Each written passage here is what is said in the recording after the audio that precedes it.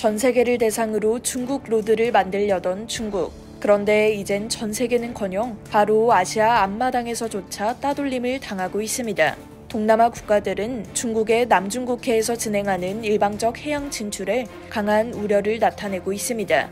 7일 요미우리 신문에 따르면 중국과 아세안은 6일 정상회의를 개최했습니다. 지난 3월 총리 취임 후 처음으로 다자 정상회의에 임한 리창 중국 총리는 중국과 아세안은 떠날 수 없는 좋은 이웃이다. 함께 평화롭고 번영하는 지역을 만들자고 주장했습니다.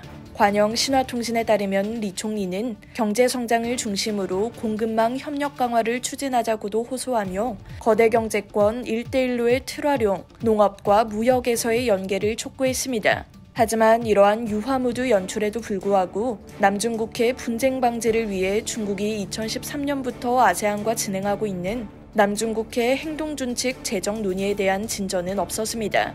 지난 7월 아세안 관련 외교장관 회의에서 책정을 가속화하기 위한 지침이 채택됐지만 허울뿐인 약속에 불과한 셈입니다. 5일 아세안 정상회의 의장 성명에서도 중국을 염두에 두고 일부 국가에서 인공섬 조성과 해상에서의 위험 행위에 대한 우려를 나타냈습니다. 중국 정부는 8월 말에 발표한 최신 표준 지도에서 영유권 문제를 안고 있는 남중국해의 거의 전역을 영해로 표시해 필리핀과 인도네시아 등 관계국으로부터 일제히 반발을 샀습니다. 이를 두고 요미우리는 영토 주권에 관한 시진핑 정권의 강경한 주장에 대한 경계로 각국이 거리를 두기 시작했을 가능성이 있다고 짚었습니다.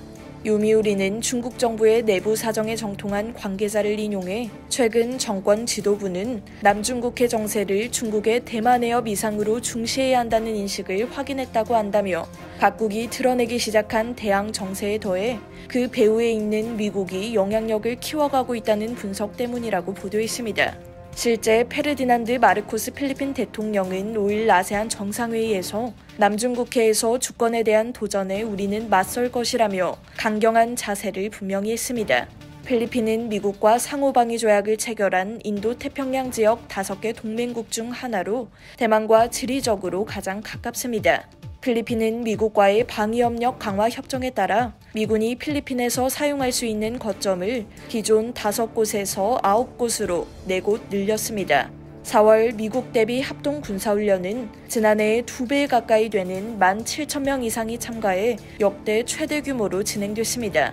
베트남도 중국의 조사선과 중국 해경국 선박의 배타적 경제수역 진입에 강력 반발하고 있습니다.